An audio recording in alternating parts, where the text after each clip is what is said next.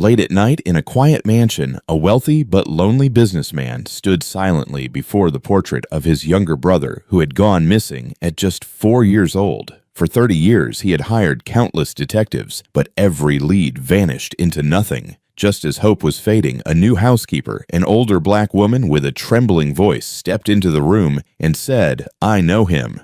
He froze, his heart stopping for a moment. The next morning, he set out to find his brother. But what awaited him at the end of that journey was an answer that brought him to tears and a truth that left him speechless. Before we go back, let us know where you're watching from and subscribe, because tomorrow I've got something extra special for you.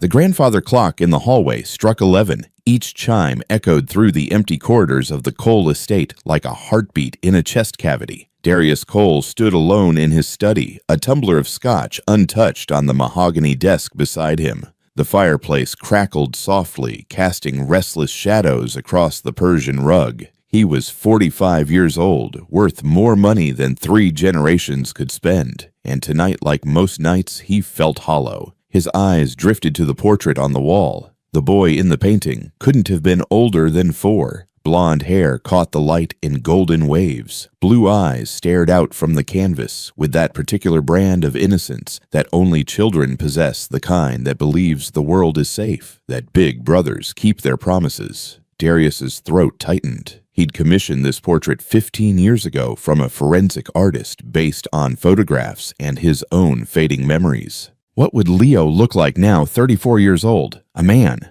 A stranger? Or dead? The thought came like it always did, cold, unwelcome, probable. Behind him, the door creaked open. "Mr. Cole." The voice was tentative, carrying the slight rasp of age. Darius turned. Lila stood in the doorway, her hands clasped in front of her apron. She'd been his housekeeper for only 3 weeks, a replacement for Mrs. Henderson, who'd retired after 20 years. Lila was older, perhaps in her mid-60s, with salt and pepper hair pulled back in a neat bun. Her dark skin seemed to glow in the firelight. "I'm sorry to disturb you, sir. I was just finishing up in the—" She stopped mid-sentence. Her gaze had found the portrait. The color drained from her face. Lila Darius straightened, his instincts sharpening. "What is it?" She didn't answer. She was staring at the painting like she'd seen a ghost. "Lila." His voice came out harder than he intended. She flinched, her hand rising to her chest. Forgive me, Mr. Cole. It's just that boy." "What about him?" Her eyes met his, wide and startled. "I know him." The words hung in the air between them. Darius felt his pulse quicken. His hands, usually so steady in boardrooms and negotiations, began to shake. "What did you say?" "The boy in that painting." Lila's voice trembled. "I know him. His name was Daniel. He lived with me at St. Helena's, the orphanage." The room tilted. Darius grabbed the edge of his desk, his knuckles white. "When?" "Long time ago now. Mid-90s, I think. I was working there as a care assistant." She took a hesitant step forward, her eyes never leaving the portrait. "He was such a quiet child, always drawing pictures of houses with big windows. And a piano. He'd draw the same piano over and over." Darius couldn't breathe. A piano. Their mother's piano. The one she'd played every morning while making breakfast. The one that still sat in the East Wing untouched, unplayed, a monument to everything they'd lost. "How?" His voice cracked. He cleared his throat, tried again. "How old was he?" 4 when he arrived, maybe 5. Lila's hands twisted together. The record said his name was Daniel, but... She paused, her eyes searching his face. "He used to say something strange. Late at night, when he thought no one was listening, he'd whisper to himself, 'Darius will find me.' Darius promised." The Scotch glass slipped from the desk. It shattered against the hardwood floor, amber liquid spreading like blood. Darius didn't notice. He was staring at Lila, his vision blurring. "What did you just say?" "He said someone named Darius would find him." Lila's voice broke. "He said his brother promised." 30 years. 30 years of private investigators, of dead-end leads, of hoping and grieving in equal measure. 30 years of that goddamn empty space at the dinner table, of birthday cakes with one less candle, of waking up some mornings and forgetting just for one blessed second before the weight of it crashed down again. "My little champion." The words came out of Darius like a confession. "I used to call him my little champion." Lila's eyes filled with tears. "That's what he called himself. When the other children teased him about waiting by the gate every evening, he'd say, "My brother calls me his little champion, and champions never give up." Darius's legs gave out. He sank into the leather chair behind his desk, his head in his hands. His shoulders shook. No sound came out, just this awful, silent heaving, like his body was trying to expel 30 years of grief all at once. Lila moved toward him, then stopped, uncertain. "Mr. Cole, Where is he?" Darius's voice was raw. He looked up, and his eyes were red, desperate. "Where is he now?" Lila's face crumpled. "I don't know. I left St. Helena's in '98. He was still there then, maybe 9 or 10 years old. I'm so sorry. I didn't know. I didn't know he was yours." The fire popped in the silence. Outside wind rattled the window panes. Darius stared at the portrait again. Those eyes. Those goddamn innocent eyes that had haunted him through college, through building his empire, through every success that felt like failure because Leo wasn't there to see it. His real name, Darius said quietly, is Leo Cole. He was 4 years old when they took him from Riverside Park. May 15th, 1995. He pressed his palms against his eyes. I was 8. I let go of his hand to tie my shoe. Just for a second. Just 1 second. "Oh, Mr. Cole, don't." He held up a hand, his jaw tight. "I don't need sympathy. I need—" He stood abruptly, energy suddenly flooding back into his limbs. "St. Helena's. Where is it?" "Charleston, South Carolina. It still exists." "Last I heard, yes. But, sir, it's been over 20 years. The records might be—" "I don't care." Darius was already moving toward the door, his mind racing. "We're going. Tomorrow. First thing." He turned back to look at her. For the first time since she'd entered the room, he really saw her, this woman who'd remembered a little boy's whispered prayers, who'd carried that memory for decades without knowing its weight. "You remembered him," Darius said softly. "When the whole world forgot, you remembered his name." Lila's chin trembled. She nodded once. "Then yes," Darius said. He looked back at the portrait one last time. The boy smiled out at him, frozen forever, at 4 years old, forever waiting. "I'm coming, Leo. I'm finally coming." The fire burned low. The clock ticked on, and for the first time in 30 years, Darius Cole felt something he'd thought was dead hope. Darius didn't sleep. He sat in the study until dawn, the portrait illuminated by dying embers. His mind kept pulling him back 30 years, dissolving like smoke. The house on Elm Street, small, 2 stories, white shutters that his father painted every spring, his mother's roses climbing the fence, the smell of coffee and sheet music drifting from the kitchen each morning. His father, Michael Cole, had been a public defender, lean serious with reading glasses perpetually perched on his nose. He'd believed in justice the way some men believe in God, absolutely without question. Darius remembered him at the dinner table, sleeves rolled up, explaining cases in that patient voice. Everyone deserves a defense son, even when it's hard, especially when it's hard. His mother, Sarah, taught piano to neighborhood kids. Her laugh had filled every room.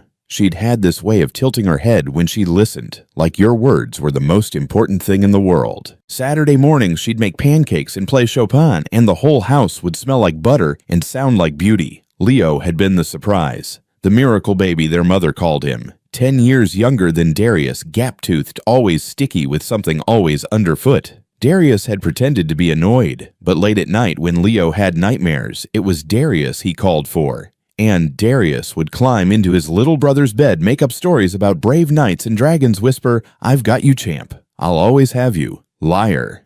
The memory shifted. May 15th, 1995, Riverside Park, golden afternoon, warm breeze. His mother on a bench with a book glancing up every few seconds to check on them. Leo in his Batman t-shirt, the one he wore until it practically fell apart. They'd been kicking a soccer ball back and forth on the grass. "Darius, watch this." Leo had shouted, winding up for a big kick. The ball went wide, rolled toward the path. "I'll get it."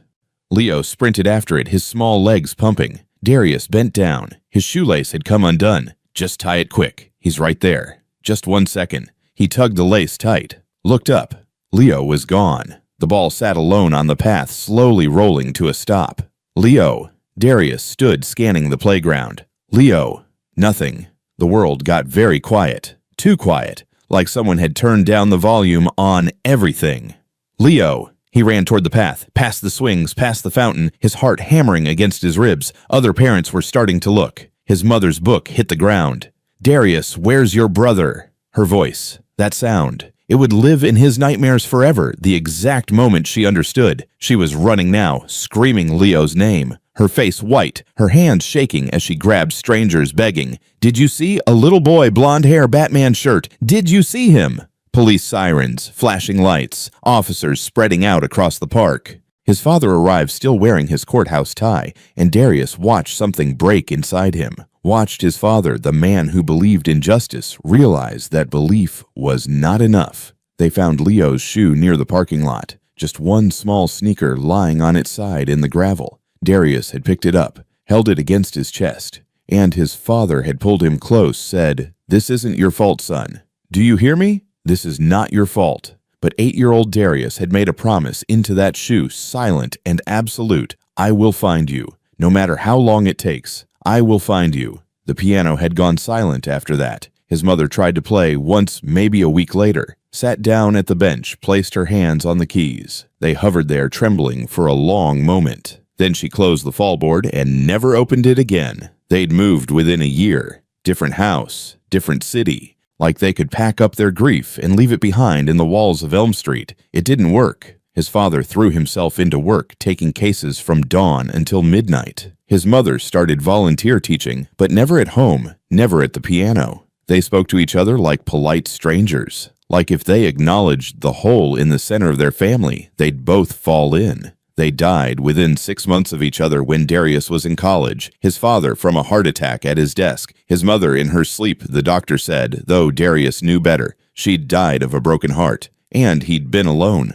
The last Cole. The one who'd let go. He'd built an empire after that. Coal industries. Real estate investments technology. Money piled on money. He told himself it was to fund the search to hire the best investigators to offer rewards. But really, he'd been trying to matter, trying to become someone important enough that the universe would owe him this one thing, his brother back. A soft knock pulled him from the memory. "Mr. Cole." Lila stood in the doorway, dressed for travel, a small bag at her feet. "The car's ready." Darius looked at her. His eyes were dry now, but hollow.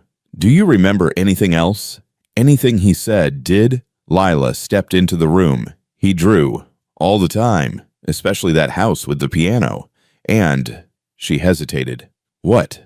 He used to sit by the window in the evenings. Every single evening, no matter the weather. He'd press his palm against the glass and wait. Her voice dropped. "Some of the staff said it was sad, that we should stop him, distract him. But I couldn't, because he believed Mr. Cole. With everything in him, he believed you'd come." Darius's jaw clenched. He turned away, staring at the portrait. "I'm 30 years late," he said quietly. "But you're coming now." He nodded once, picked up his coat, took one last look at those painted blue eyes. Then he walked toward the door, toward Charleston, toward the truth. Whatever it was. The drive to Charleston took 9 hours. They left Boston before sunrise, the city still sleeping under streetlights. Darius sat in the back of the town car, his laptop open but untouched. Lila rode beside him, quiet, her hands folded in her lap. Around hour 3, she started talking. "St. Helena's wasn't a bad place," she said, staring out the window at passing farmland. "Not like some of them. Sister Miriam ran it strict but fair. Clean beds, hot meals, school lessons every morning." She paused. But it was still an orphanage, still full of children nobody wanted. "Tell me about Daniel." Darius's voice was rough from disuse. Lila turned to face him. "He arrived in the summer, July, maybe August of 95. Just a tiny thing, all bones and big eyes. Wouldn't talk for the first month. Wouldn't eat much either. Just sat in corners and stared." Darius's chest tightened. Did they say where they found him? The record said abandoned, left at a hospital in Virginia with no ID, no parents. That's all I ever knew. She shook her head. But something about him was different. The other kids, they'd been through things too, you understand. But they adapted, found ways to survive. Daniel never did. He just waited for me, for someone. Lila's eyes were gentle. He talked about his brother like other kids talked about Santa Claus, this person who'd come and make everything right. Most of the staff thought it was fantasy, a coping mechanism. But you didn't, she smiled sadly. I had a brother once, lost him to the streets when I was 17. So no, Mr. Cole, I didn't think it was fantasy. I thought it was hope, and hope's the only thing that keeps you breathing sometimes. They stopped for gas in Virginia. Darius bought coffee he didn't drink and paced the parking lot while the tank filled. His phone buzzed with messages from his assistant, his board members, his attorney. He ignored them all. Nothing mattered except what waited in Charleston. Back in the car, Lila continued. He loved drawing. We had this art period on Wednesday afternoons, and Daniel would use every scrap of paper he could find. Always the same picture, a house with a big window and a piano inside. Sometimes he'd add 2 stick figures, one tall, one small. Her voice wavered. He labeled them every time. Darius and Leo. Darius closed his eyes, breathed through his nose. What else? He hummed. These little melodies, always the same few bars. I asked him once where he learned them. He said his mama played them before bedtime. Lila glanced at him. Does that mean something to you? Chopin. Nocturne in E-flat major. Darius's throat felt raw. My mother's favorite. She'd play it every night. They sat in silence for a long moment. The highway stretched endlessly ahead. There was one night, Lila said softly. Must have been around Christmas. Daniel was maybe 6 or 7. The other children were excited about the holiday party, the presents from donors. But Daniel just sat by his window. I brought him cookies, tried to cheer him up. What did he say? He asked me if his brother would know where to find him. Said he'd been trying to remember the address, but it kept getting fuzzy in his head. He was crying not loud, just these quiet tears running down his face. And he said, she stopped, her own eyes wet now. What if Darius forgot what I look like? The words hit Darius like a physical blow. His hands curled into fists. I could never. I know that now, Lila said quickly. I told him then too. Told him that brothers don't forget. That love doesn't work that way. She wiped her eyes. He looked at me with those big blue eyes and said, then why hasn't he come yet? Darius turned toward the window so she wouldn't see his face. Outside, the landscape had changed. They were entering South Carolina, now pine trees and red clay and humid air seeping through the vents. He called me Auntie Lila. She continued, her voice steadier now. Some of the kids gave me that name, but Daniel meant it different, like I was family, real family. She smiled at the memory. Every night before bed, he'd hug me and whisper, when Darius comes, you can come live with us too. We'll have a big house with lots of rooms. Smart kid. Darius's voice was barely audible. The smartest and the saddest. Lila reached into her purse, pulled out a worn photograph, handed it to him. I took this on his 7th birthday. It's the only picture I kept. Darius took it with shaking hands. A group of children stood in front of a cake smiling at the camera, but in the back, partially obscured, a blond boy, thin with those unmistakable blue eyes. He wasn't smiling. He was staring past the camera, past the room, towards something no one else could see. He was looking at the door, Lila explained, always looking at the door, in every photo, every moment, just in case that was the moment you walked through. Darius couldn't speak. He traced his finger over the small face, this ghost of his brother, frozen at 7 years old. Mr. Cole, I need to tell you something. Lila's tone shifted, became urgent. I left St. Helena's in '98, moved to Atlanta for another job, but I went back once, maybe 2005, to visit Sister Miriam. She hesitated. I asked about Daniel. She got this look on her face like she didn't want to tell me. Darius's head snapped up. What did she say? That he'd aged out, turned 18 and left. She didn't know where he went. Lila met his eyes. But Mr. Cole, there was something else. Something in how she said it. Like there was more to the story. We'll find out, Darius said. His voice had steel in it now. We're 30 minutes away. He looked back down at the photograph, at Leo's faraway stare, at the hope that had kept a little boy breathing through years of abandonment. I'm coming, champ. Finally, I'm coming. The car turned off the highway, following signs toward Charleston's outskirts, toward St. Helena S., toward answers that were 3 decades overdue. Lila touched his arm gently. Mr. Cole, whatever we find there. I know, he said quietly. I know it might not be what I want to hear.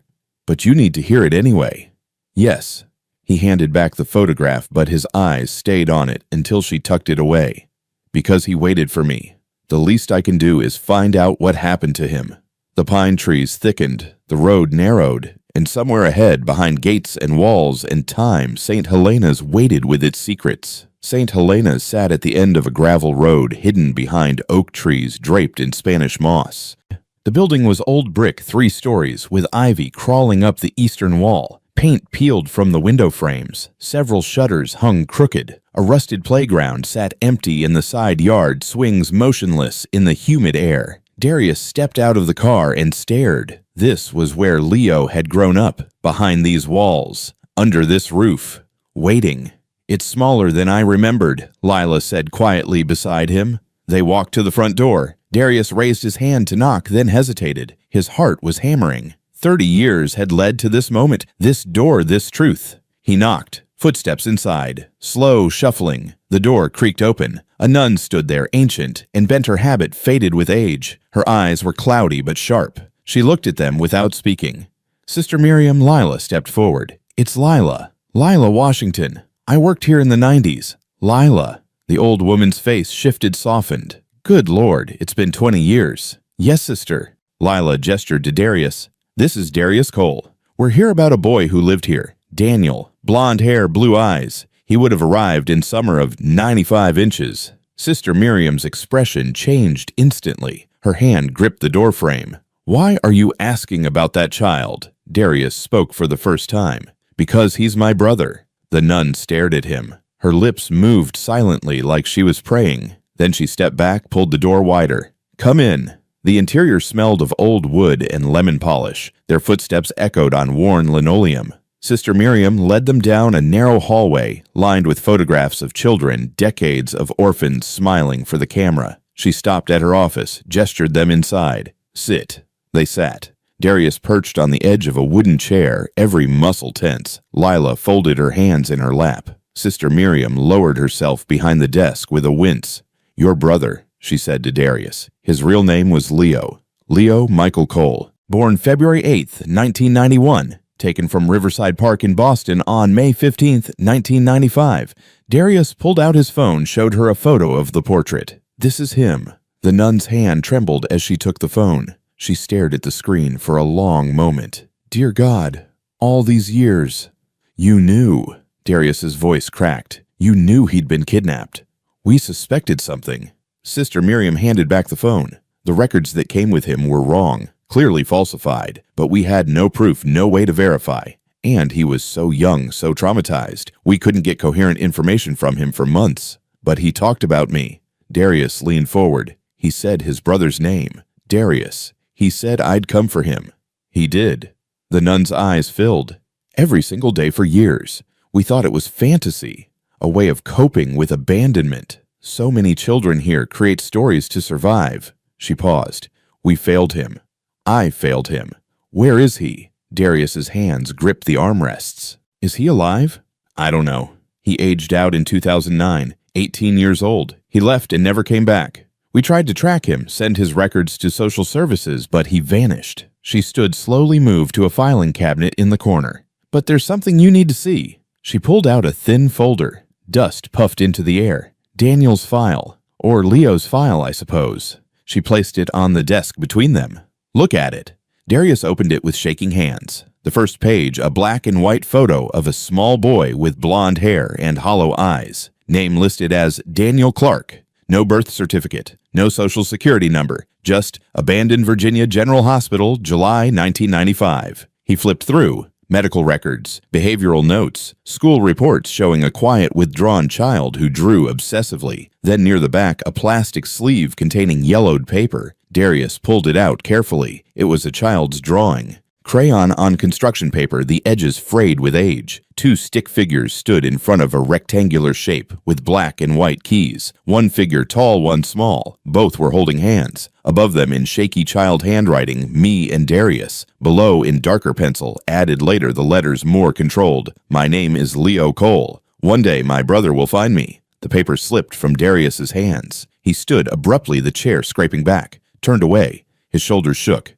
"Mr. Cole!" Sister Miriam started. "He waited." Darius's voice was choked. "He waited, and I never came." "You're here now," Lila said softly behind him. 30 years too late. He pressed his palms against his eyes. "He was here, right here, and I—" His voice broke completely. Lila stood, placed a hand on his shoulder, said nothing, just stood there while he fought to breathe. Sister Miriam spoke quietly. "He drew that when he was 7. Hid it in his pillowcase. I found it when we packed his things after he left. He wanted me to keep it. Said." She stopped, emotion thick in her voice. He said if his brother ever came looking, I should give it to him. So he'd know. Leo never stopped believing. Darius turned back around. His face was wet raw.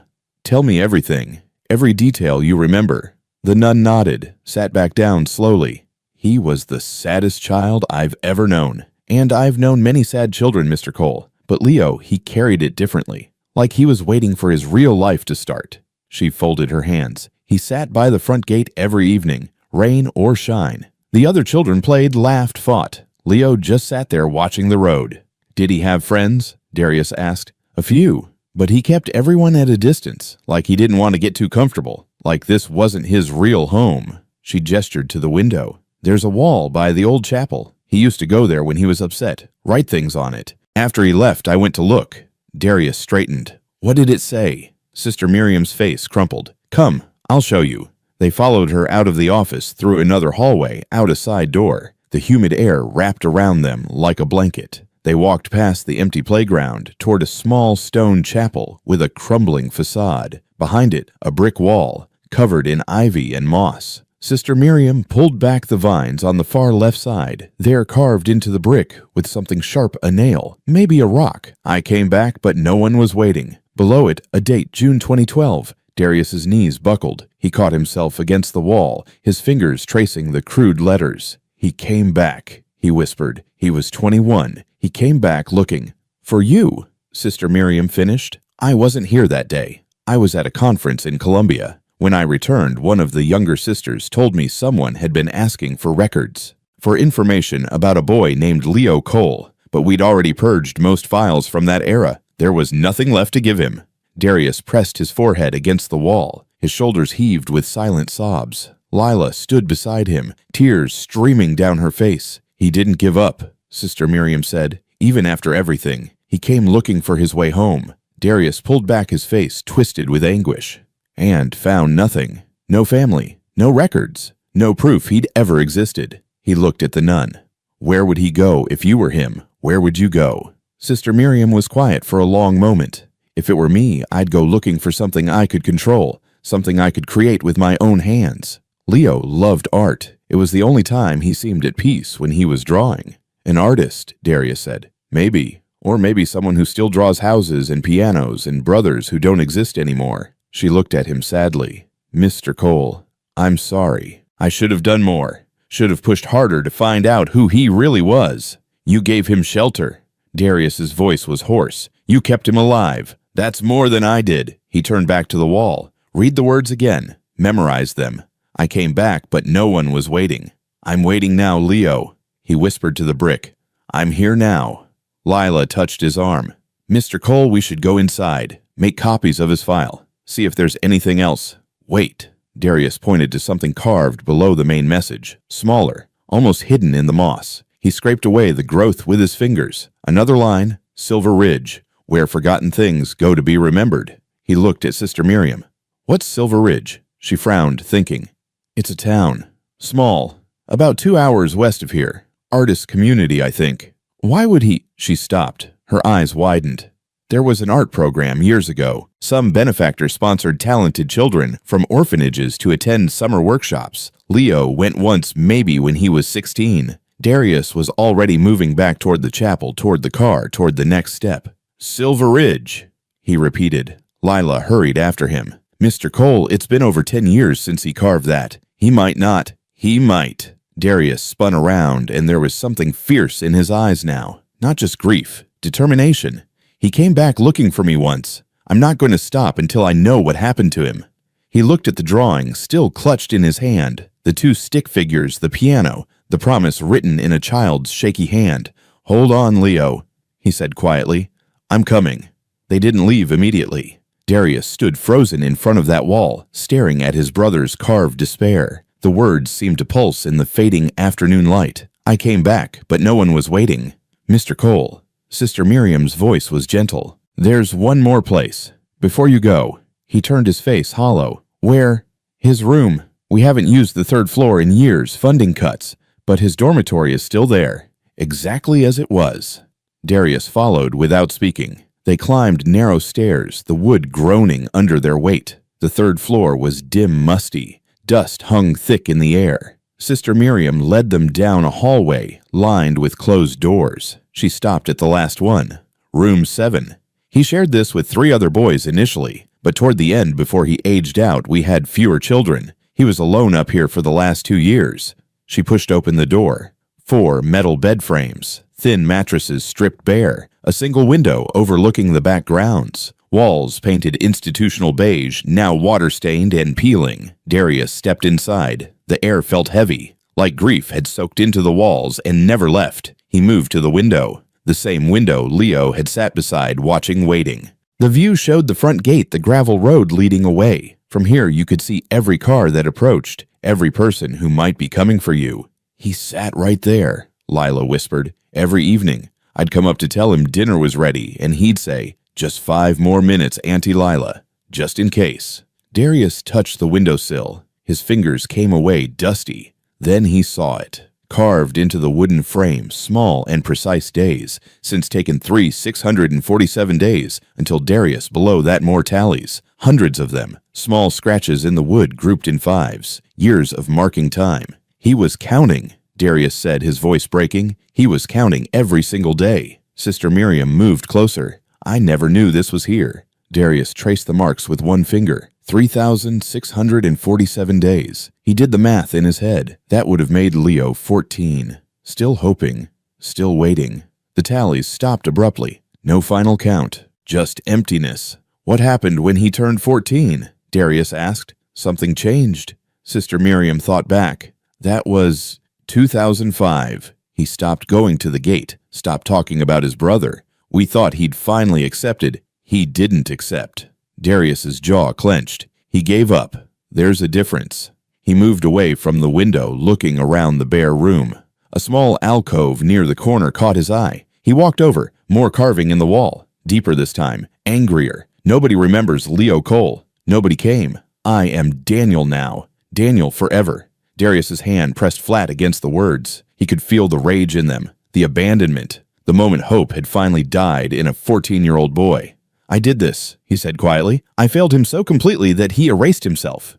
Mr. Cole, you were a child too. I was his brother." The words exploded out of him. "I promised him, I promised." His voice echoed in the empty room, raw and broken. Silence fell. Darius sank down against the wall, his head in his hands. His shoulders shook. Lila knelt beside him, didn't speak, just placed her hand on his back. After a long moment, Darius looked up. His eyes were red but dry now. "Tell me about when he left, when he aged out." Sister Miriam sat on one of the bare bed frames. It was March 2009, his 18th birthday. We usually had a small ceremony for children. Aging out gave them some supplies. Some money we'd saved helped them find housing or jobs. She paused. Leo refused all of it. He packed his things in a single backpack and walked out the gate at dawn. Didn't say goodbye to anyone. Did he say where he was going? No, but she hesitated. What? One of the younger boys said Leo mentioned something about finding the art program. The one in Silver Ridge. Said that was the only place he'd ever felt like himself. She looked at Darius. He was talented, Mr. Cole. Truly gifted. When he drew, it was like he disappeared into another world. A better one. Darius stood slowly. Looked around the room one last time. 4 beds, 1 window. Thousands of days counted on a windowsill. A name carved and then buried. This was where his brother had grown from a 4-year-old who believed in promises to an 18-year-old who believed in nothing. "I need to see it again," Darius said suddenly. "The wall?" Sister Miriam asked. "Yes." They went back outside. The sun was lower now, casting long shadows across the grounds. Darius stood in front of the carved message, reading it over and over. "I came back, but no one was waiting." "When did you say he carved this?" Darius asked. "June 2012. He would have been 21. 3 years after he left." Darius worked through it. He spent 3 years somewhere, probably Silver Ridge, and then came back here looking for answers. "For closure, maybe," Lila offered. "No." Darius shook his head. "Look at the message below. Silver Ridge, where forgotten things go to be remembered. He's not giving up. He's leaving breadcrumbs." Sister Miriam frowned. Breadcrumbs for who he thought his brother wasn't coming. For himself, maybe. Or, Darius turned to face them, something shifting in his expression. Or for me, in case I ever finally showed up.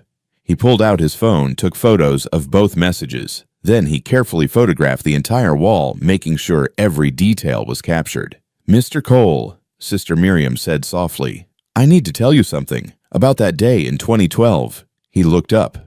The sister who spoke with him, Sister Ann, she's passed now, but she wrote in the log that the young man seemed lost. She said he kept asking if anyone had ever come looking for a child named Leo Cole. When she said no, he just nodded, like he'd expected it." She paused. Then he asked if he could see his old room. She let him. He was up there for an hour. When he came down, his eyes were red, but he thanked her politely and left. "He was saying goodbye," Darius said. His throat felt tight. "I think so, yes."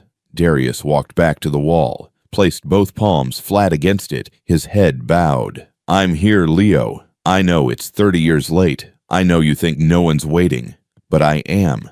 I'm here, and I'm not leaving until I find you." He pressed his forehead against the brick, whispered, "I'm so sorry, little champion. I'm so goddamn sorry." Lila wiped her eyes. Sister Miriam bowed her head, lips moving in silent prayer. When Darius finally pulled back, his face was set, determined. "Silver Ridge," he said. "How far?" 2 hours west." "Then that's where we're going." He looked at Sister Miriam. "Thank you for keeping him alive, for remembering him when everyone else forgot." The nun nodded. "Find him, Mr. Cole. Tell him someone did care, that he wasn't forgotten." "I will." They walked back to the car. The sun was setting, painting the sky orange and purple. Darius stopped at the gate, the same gate Leo had watched from every evening for years. He stood there for a moment looking back at the building, a prison disguised as shelter, a place where hope went to die slowly. "Let's go," he said to Lila. She climbed into the car beside him. The driver started the engine. As they pulled away, Darius looked back one more time, at the window on the 3rd floor where a little boy had counted days, at the wall where a young man had carved his heartbreak, at the gate where a child's faith had finally broken. "I came back," he whispered to the empty air. "I came back, Leo, and I'm not leaving you behind again." The car turned onto the main road. Charleston disappeared behind them. Ahead somewhere in the fading light, Silver Ridge waited. And maybe, just maybe so, did Leo. Silver Ridge appeared just after sunset, a town that time had gently forgotten. Main Street stretched for 6 blocks, lined with brick buildings painted in faded pastels. Art galleries nestled between coffee shops and vintage bookstores. String lights crisscrossed overhead, glowing warm against the deepening blue sky. The sidewalks were narrow, cracked, welcoming. It was the kind of place people came to disappear, or to be found. Darius leaned forward as they drove slowly down the main strip. His heart hammered against his ribs. 30 years of searching had led to this moment, this town, this street, this impossible hope. There, Lila pointed to a small gallery on the corner. "The Silver Ridge Artists Collective. If he's here, someone will know." The driver pulled over. Darius was out before the car fully stopped. The gallery's windows displayed watercolors and sculptures. A hand-painted sign hung above the door. "Local artists welcome, stories told through art." Darius pushed through the door. A bell chimed. Inside, the space was intimate. White walls covered with paintings, soft jazz playing from hidden speakers, the smell of coffee and turpentine. A woman in her 50s sat behind a counter, reading glasses perched on her nose. She looked up, smiled. "Evening. Can I help you folks?" "I'm looking for someone." Darius's voice came out rougher than intended. "An artist. His name might be Leo Cole, or Daniel. Blonde hair, blue eyes. He would have come here maybe 10-12 years ago." "Leo?" The woman's face lit up. "You mean Leo Lucas?" Darius's world stopped. "Lucas. Leo Lucas Cole. That's what he goes by professionally." She stood, gesturing to the far wall. "He's one of our resident artists. Has a studio 2 blocks over. Does mostly portraits, children, families. He's incredibly talented." Darius couldn't breathe, couldn't move. Lila gripped his arm. "Is he here in town?" "Should be. He's usually at the Saturday market this time of year. Sets up a booth, does charcoal sketches for tourists." The woman glanced at the clock. "Market's open until 8. You'll find him near the fountain." Darius was already moving toward the door. "Wait!" The woman called after him. "Should I tell him someone's looking for him?" He paused, turned back. His eyes were wet. "No, I need to see him first." She nodded slowly, something understanding in her expression. "The fountain's right at the center of the square. You can't miss it." They walked quickly through the streets. Darius's hands trembled. His mind raced with 30 years of questions, apologies, desperate hopes. What would he say? What if Leo didn't remember? What if he did remember and wanted nothing to do with the brother who'd abandoned him, Mr. Cole? Lila touched his shoulder. Breathe. He realized he'd been holding his breath. He exhaled shakily. They turned a corner. The market spread before them, white tents glowing with lantern light, the smell of grilled food and fresh flowers, acoustic guitar drifting from somewhere nearby. Families strolled between booths. Children laughed, chased each other around vendor stalls. And in the center, near a fountain that bubbled softly, a single booth. Simple. A chair and easel, a sign that read, "Portraits, $20, tell me your story." A man sat there sketching, blonde hair lighter now touched with early gray, tall, lean. His head was bent over his work, focused. He wore a faded gray Henley sleeves pushed to his elbows. His hands moved across the paper with practiced grace. Darius stopped 20 feet away. He couldn't move, couldn't speak, couldn't do anything but stare. That was Leo, 30 years older, a man now, but those cheekbones that profile it was like looking at their father's face, like seeing a ghost made flesh. "Mr. Cole," Lila whispered. "Is that him?" Darius nodded.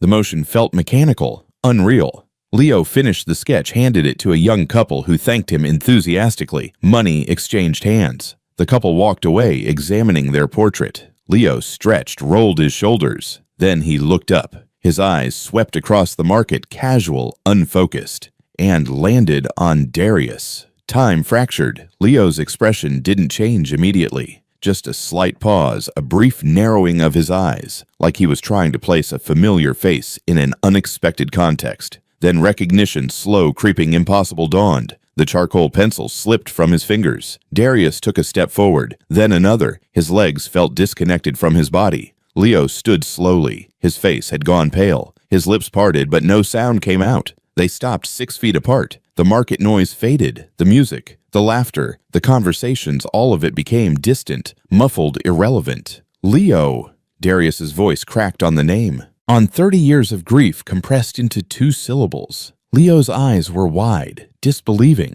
His hand came up to his chest, pressed there like he was checking his own heartbeat. "No." The word came out barely audible. "You're not. This isn't. It's me." Darius's throat was so tight he could barely force out words. "It's Darius." Leo shook his head, took a step back. "I'm hallucinating. I fell asleep at the booth, and you're not." Darius reached into his jacket pocket with shaking hands, pulled out the yellowed drawing, the 2 stick figures, the piano, the childish promise, held it up. "You drew this. When you were 7, you wrote, 'My name is Leo Cole. One day, my brother will find me.'" Leo's eyes locked on the paper, his face crumpled. "I found you," Darius whispered.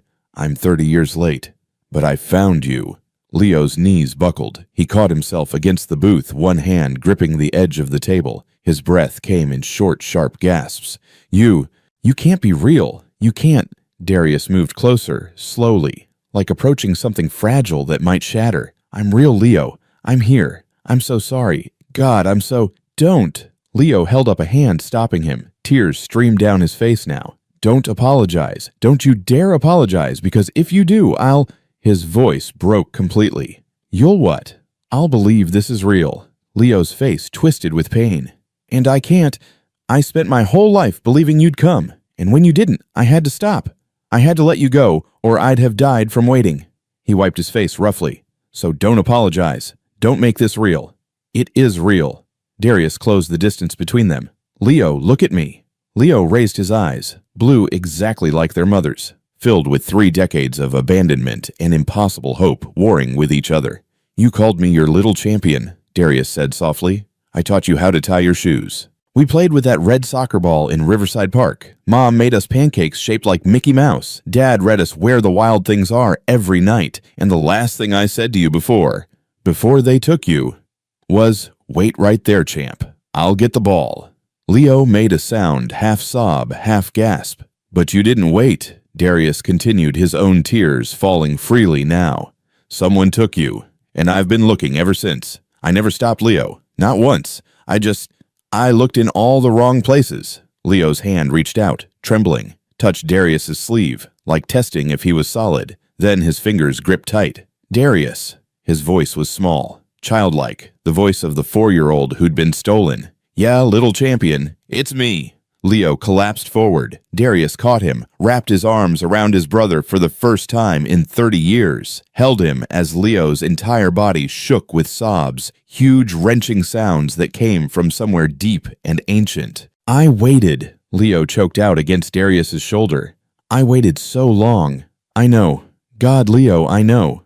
I thought you forgot me. Never, not for 1 second. People in the market had stopped to stare, whispered conversations, pointed looks. But Darius didn't care. Let them stare. Let the whole world watch. He'd found his brother. Lila stood back, her hand over her mouth, tears streaming down her face. Leo pulled back slightly, looked at Darius's face like memorizing it. You're older. Darius laughed, a wet, broken sound. So are you. I drew you for years, always as you were. 8 years old. I couldn't imagine you grown up. Leo's hands came up, touched Darius's face. But it's you. It's really you. It's really me. They stood there holding each other, 30 years of absence trying to be bridged in a single embrace. Finally, Leo stepped back, wiped his face, looked around at the watching crowd with embarrassment. Come on. Darius kept one hand on Leo's shoulder, afraid to let go, afraid he'd disappear again. Let's go somewhere private. Leo nodded, started packing his supplies with shaking hands. Darius helped their movements awkward, unfamiliar. Lila approached quietly. Leo, my name is Lila. I worked at St. Helena S. I knew you when you were Daniel. Leo looked at her. Recognition flickered. Auntie Lila. She nodded, smiling through tears. You remembered me. Leo's voice was full of wonder. All this time, someone remembered me. Always, child. Always. They walked through the market together, Darius, Leo, and Lila forming a small constellation against the evening. Leo led them to a quiet coffee shop just closing up. The owner saw Leo's face and wordlessly unlocked the door, gestured them inside. They sat at a corner table. Leo's hands wouldn't stop shaking. I don't know what to say, he admitted. I imagined this moment 1,000 times, but now that it's real, I can't. Then don't say anything. Darius reached across the table, took Leo's hand. Just be here. That's enough. Leo nodded, looked down at their joined hands. How did you find me? Lila. She saw your portrait in my house, recognized you from the orphanage. Leo's eyes went to Lila. You came all this way. Your brother needed help finding you, and I never forgot that little boy who waited by the gate. She smiled gently. You always said he'd come. I gave up believing that. Leo's voice was quiet. I went back to St. Helena's in 2012, thought maybe there'd be records, something, but there was nothing. Just empty rooms and people who didn't remember a boy named Leo. He looked at Darius. I carved a message on the wall. Did you see it? I came back, but no one was waiting. Darius's grip tightened. I saw it, and it broke me, Leo. Knowing you came looking and I wasn't there. You're here now, 30 years too late. But here, Leo's eyes were steady now, clear. That counts for something. Darius felt something in his chest loosen. Not forgiveness, not yet. But the beginning of it, the possibility. Tell me about your life, Darius said. Tell me everything. Leo took a shaky breath. It's not a happy story. I want to hear it anyway. They talked until midnight. Leo's story came out in fragments, painful, halting years of survival compressed into hours of conversation. The orphanage, the loneliness, the other children who'd adapted while he'd just waited, the art classes that became his only escape, the summer program in Silver Ridge when he was 16, the first time he'd felt like himself. I came back here after I aged out, Leo said, had nowhere else to go. The community here, they took me in, gave me odd jobs, let me sleep in the back of the gallery, taught me to paint professionally. He smiled faintly. They saved my life. And the name? Darius asked. Leo Lucas. Lucas was Mom's maiden name. Right, Darius nodded, throat tight. You remembered. I remembered everything. The house, the piano, Dad's voice reading bedtime stories, Mom's pancakes. Leo's eyes were distant. I just couldn't make anyone else believe it was real, so I kept it inside, built a life around it. Do you paint them our parents? Every year on their birthdays, from memory. Leo looked down. I don't know if I get the details right, but it helps. Makes them feel less like ghosts. Darius pulled out his phone, scrolled through photos. Stopped on one their parents' wedding photo professionally restored. This is them. Leo took the phone with trembling hands, stared at the image. His finger traced their mother's smile. She was beautiful. You have her eyes, and you have Dad's jaw. Leo looked up. They're gone, aren't they? That's why you're here alone. They died when I was in college. Dad had a heart attack. Mom. Darius swallowed hard. She died 6 months later. Broken heart, the doctor said. She died waiting for me. She died loving you. There's a difference. Leo handed back the phone. Silence settled between them, not uncomfortable, but heavy with shared grief. I have something to show you, Darius said finally. At my house. Will you come, both of you? He looked at Lila. Leo hesitated. Your house? Where? Boston. The estate's in the suburbs, about an hour outside the city. Boston. Leo's face went strange. That's where it happened. Yes, I haven't been back since. I know, but there's something there. Something that's been waiting for you. Darius leaned forward. Trust me, please. Leo studied his face, then nodded slowly. Okay, but I need a day to close up the booth. Tell my friends. Process. All of this. Take whatever time you need. Tomorrow night I can drive up. I'll send a car. Darius wrote down his address, his phone number, handed it over. Call me when you're ready. I'll have someone pick you up. Leo folded the paper carefully, put it in his pocket. This is real, he said quietly. This is actually happening. It is. They stood. The goodbye felt awkward, too much history, too much lost time. Darius pulled Leo into another embrace, held him tight. Tomorrow, he said into Leo's shoulder. Don't disappear on me. I won't. Leo's voice was muffled. Not again. They separated. Leo walked to the door, stopped, looked back. Darius. Yeah, thank you for looking, even if it took 30 years. Thank you for not forgetting. Darius couldn't speak, just nodded. Leo left. The door closed behind him. Lila touched Darius's arm. You did it. You found him. Now I have to figure out how to bridge 30 years in a single night. Darius ran a hand through his hair. How do I make up for this, Lila? How do I give him back what was stolen? You can't. Her voice was gentle. But you can give him something new. A future. Family. Home. Home. Darius looked out the window at Silver Ridge's quiet streets. I need to prepare something. Something that will show him. That will make him understand. The piano, Lila said. Yes. Darius turned to her. Will you help me? Of course.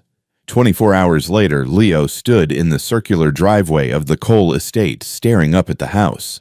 It was massive. Georgian architecture, white columns, manicured gardens, the kind of wealth that should have felt intimidating. But Leo's attention was fixed on a second-floor window, large, bay-style, and through it visible even from outside the edge of a piano. His breath caught. Darius opened the front door. You came. You really thought I wouldn't? Leo walked toward him slowly. I spent 30 years afraid of losing you. Hard to break the habit. Darius stepped aside. Come in. The interior was elegant but warm. Wood floors, Persian rugs, family photographs lining the hallway. Leo stopped at each one pictures of Darius at various ages, graduation, business awards, but always in the background of every photo visible if you looked closely, that portrait. The blonde boy. The brother. You kept me, Leo whispered. In every room, every house, every office. Darius stopped beside him. I never let you go. They walked deeper into the house, through the library, the sitting room, past the kitchen, where Lila was making tea, then up the stairs, to a set of double doors. I haven't opened this room in 15 years, Darius said quietly.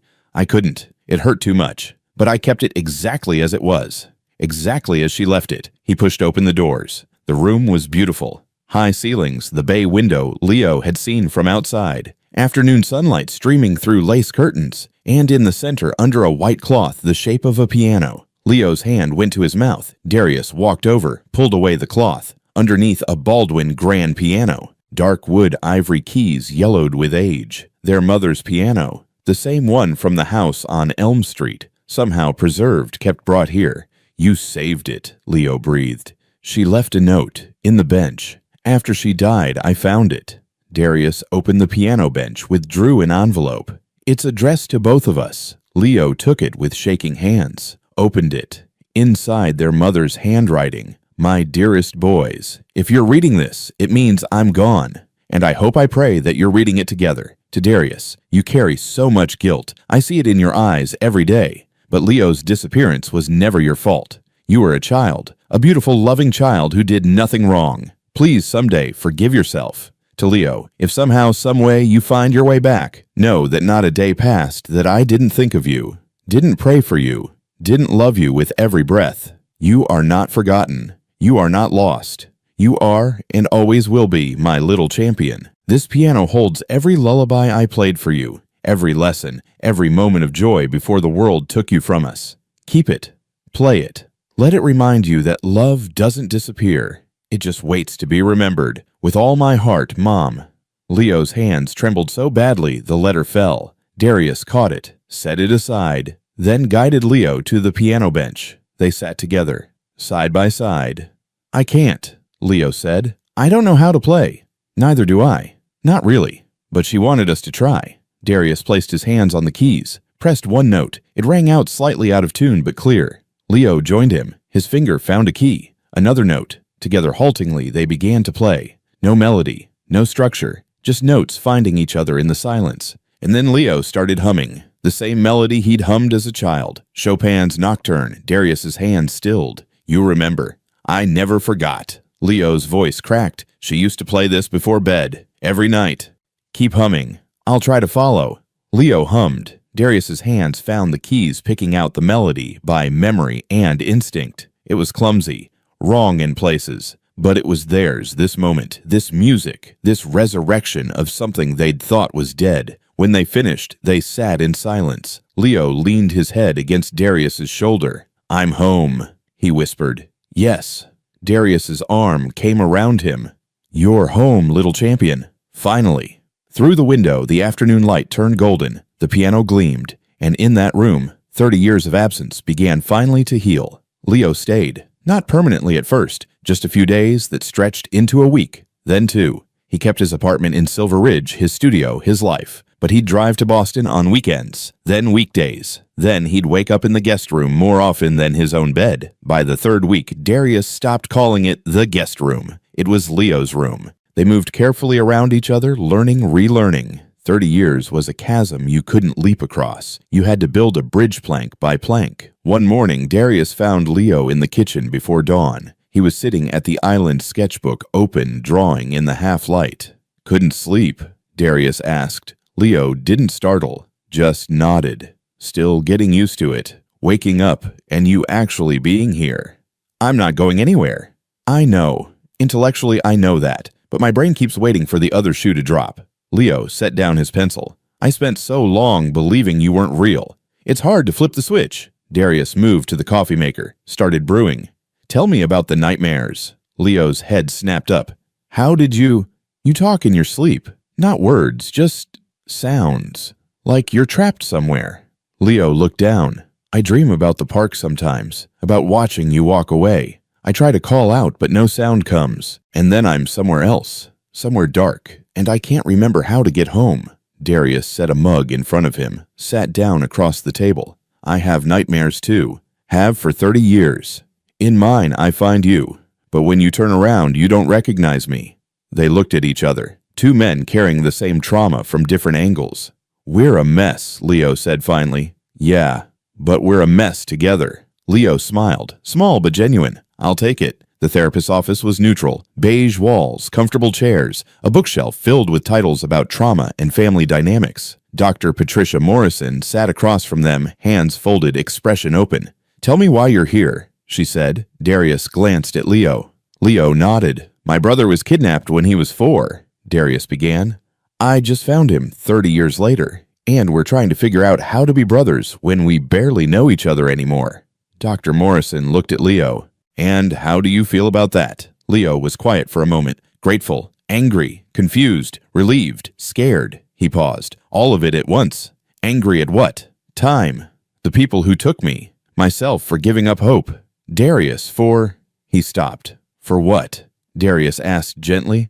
"For not finding me sooner."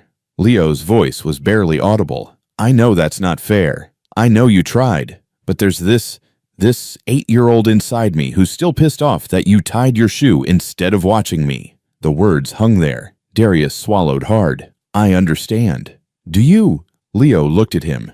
Do you understand what it's like to be 4 years old and watch everyone you love disappear? To spend 14 years believing someone's coming, and then another 16 trying to convince yourself they're not. Do you understand what that does to a person? No. Darius's voice was steady. I don't, but I understand being 8 and carrying that guilt every day of my life. I understand building an empire and still feeling worthless because I couldn't do the one thing that mattered. I understand seeing your face in every crowd and being disappointed every single time.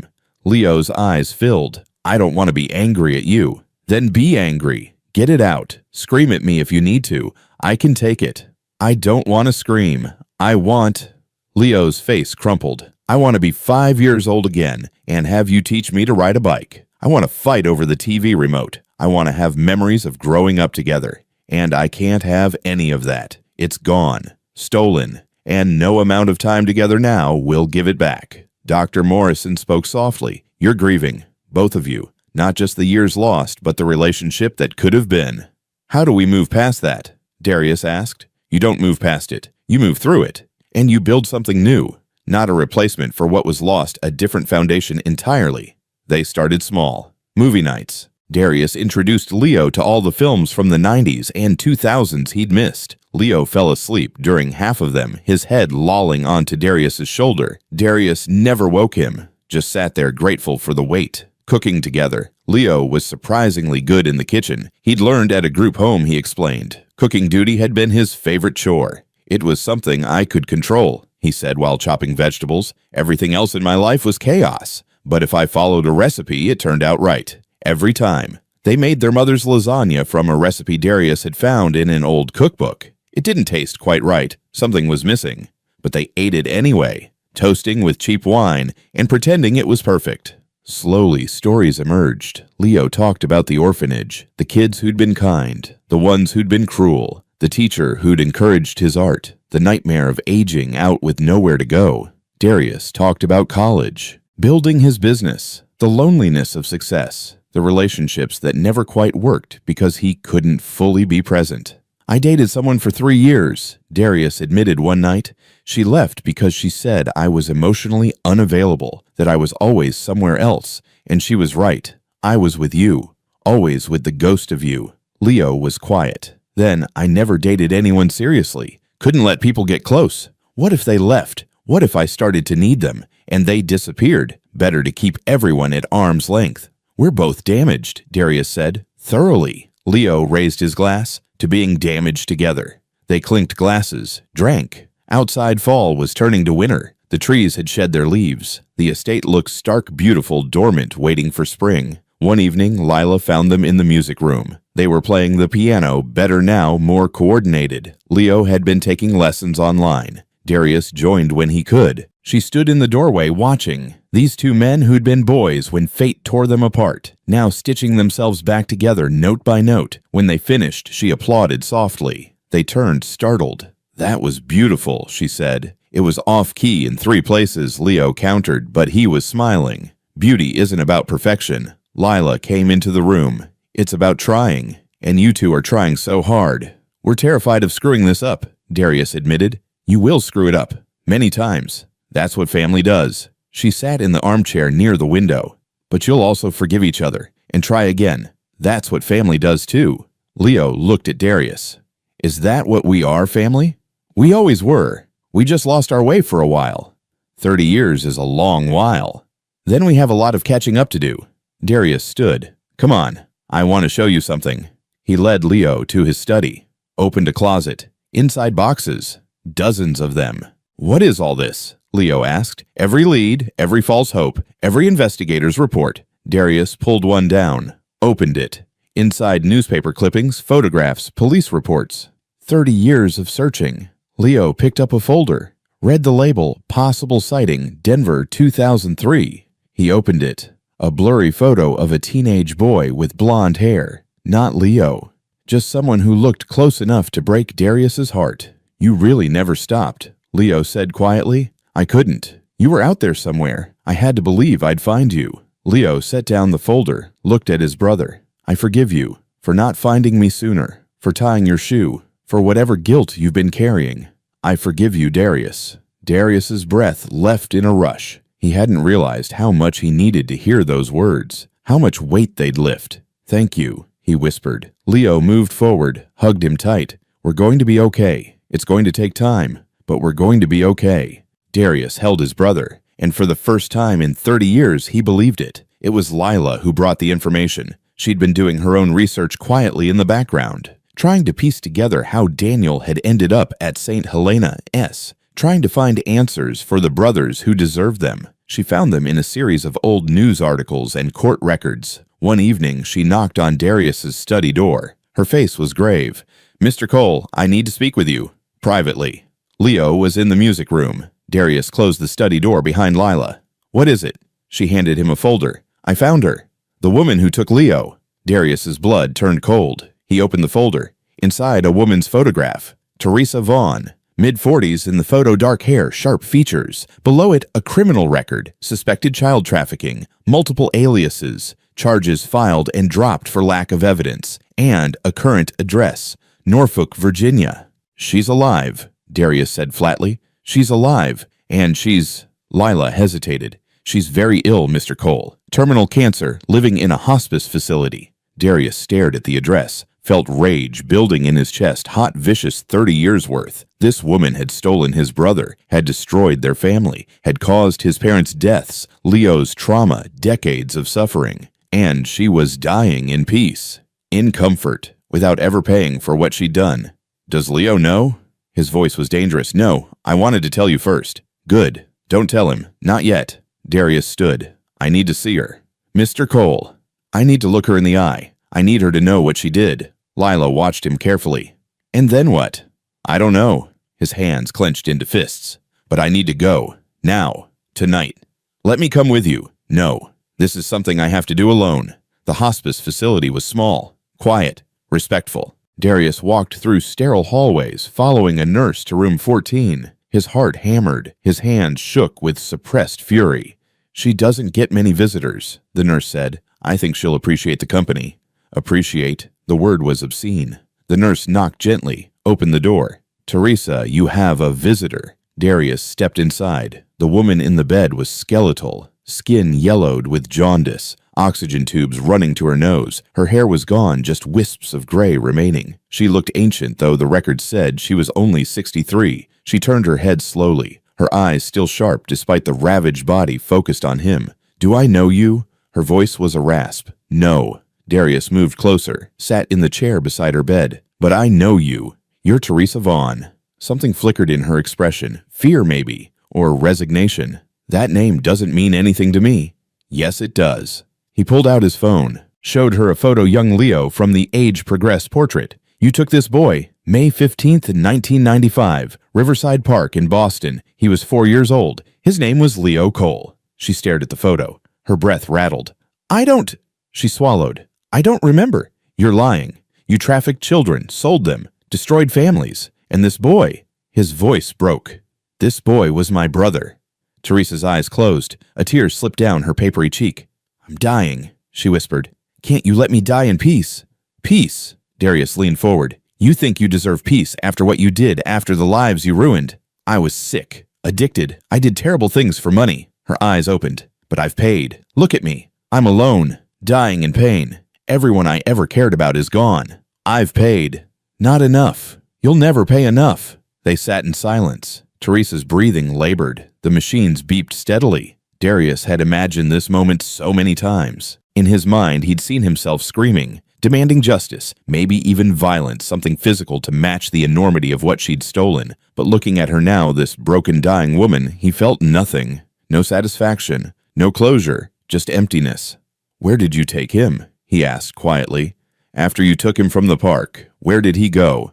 I sold him to a couple. They wanted a child. Couldn't adopt legally. I facilitated. She coughed wetly. But something went wrong. They got cold feet. Abandoned him at a hospital. That's all I know. I swear.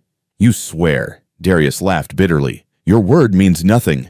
I know. More tears. I'm sorry. I know that doesn't mean anything. But I'm sorry. Darius stood, looked down at her. This monster who'd haunted his nightmares for 30 years, who'd turned out to be just a person.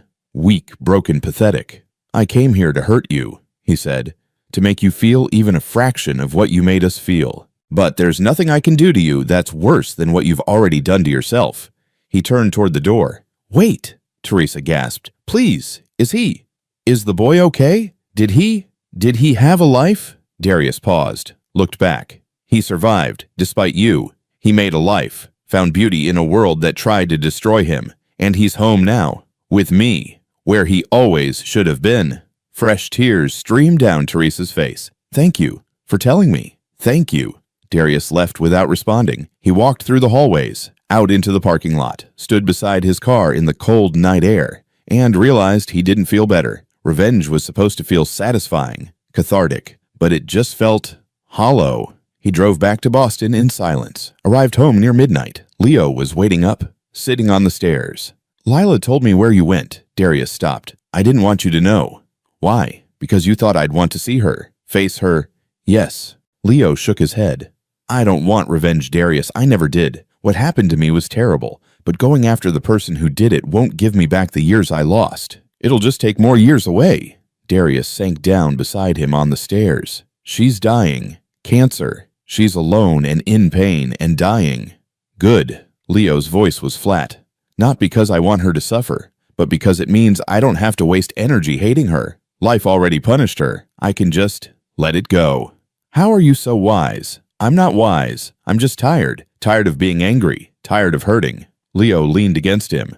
I want to spend my energy on living, on being your brother, on playing piano badly and learning to trust people again, not on hating someone who's already gone. Darius put his arm around him. I wanted to hurt her for you. I know, but you can't fight my battles for me. You can just be here. That's enough. They sat there together, the house quiet around them, the weight of revenge falling away, replaced by something lighter, something that felt like freedom. I love you, Darius said quietly. I don't think I've said that yet. But I love you, Leo. Leo's breath hitched. I love you too, even when I was angry, even when I'd given up hope. I loved you.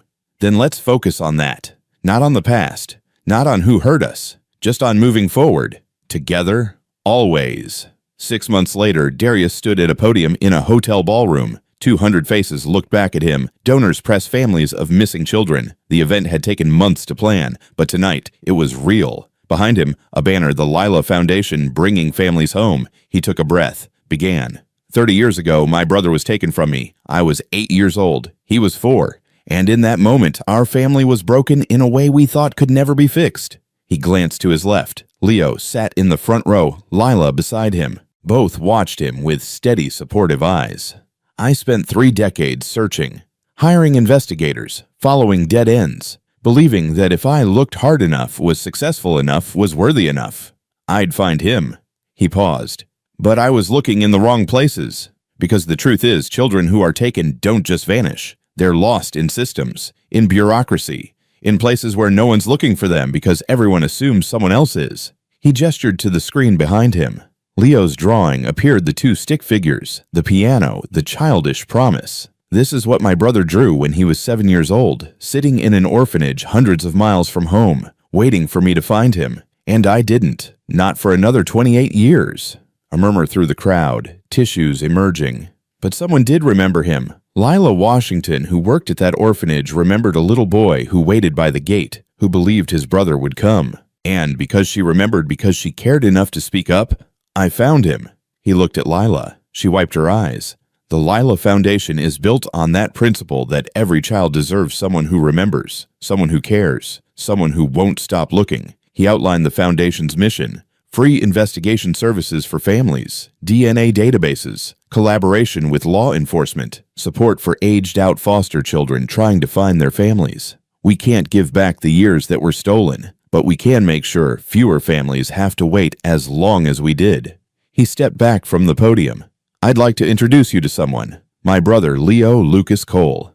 Leo stood, walked to the stage. The applause was thunderous. He took the microphone with shaking hands. I'm not good at speeches, he said, but I know what it's like to be forgotten, to be a file number instead of a person, to wait for someone who never comes. He looked at Darius. But I also know what it feels like when someone finally does come, when you realize you weren't forgotten. That love was there all along, just Lost. He held up a portfolio. I've designed the foundation's logo. It's based on the drawing I made as a child. 2 people, a piano, and the promise that family is worth fighting for. He showed the screen. The logo appeared minimalist elegant. 2 silhouettes reaching for each other, piano keys forming a bridge between them. This foundation is about keeping promises, even when it takes 30 years, even when it seems impossible, because that's what love does. It waits. It fights. It never gives up. More applause.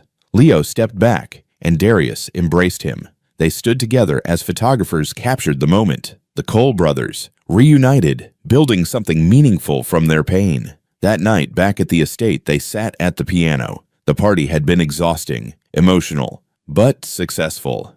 The foundation had its funding, its mission, its purpose. Leo's hands found the keys first, began playing the Chopin Nocturne Better Now, nearly perfect. Darius joined him. Their hands moved together, finding harmony. When they finished, they sat in comfortable silence. "Mom would be proud," Leo said quietly. "She is, wherever she is." Leo looked at the portrait of their parents on the wall. "Do you think they know that we found each other? I have to believe they do. Otherwise, what was the point of all this?" Leo nodded, then smiled. "You know what's weird? I'm happy. For the first time in my life, I'm actually genuinely happy." "Me too. It took 30 years, but we got here." "We got here." Darius stood, held out his hand. "Come on, little champion. It's late." Leo took his hand, let himself be pulled to his feet. "You're never going to stop calling me that, are you?" "Not a chance." They walked through the house together, up the stairs, past family photos, new ones, now including both of them. At Leo's door, they paused. "Hey, Darius." "Yeah. Thanks for not giving up. On me. On finding me. On believing I was still out there. Always, Leo. Always." They said goodnight. Leo disappeared into his room. Darius stood in the hallway for a moment, then walked to his own room, sat on the edge of his bed. On his nightstand, the old drawing, framed now. "Protected. My name is Leo Cole. One day my brother will find me." "I did," Darius whispered to it. "I found you, and I'm never letting you go again." Outside, the estate grounds were dark, but inside lights glowed warm. A house that had been a museum to grief was now a home again. The piano waited in the music room, no longer silent, no longer gathering dust, and 2 brothers slept under the same roof, their dreams no longer haunted by absence.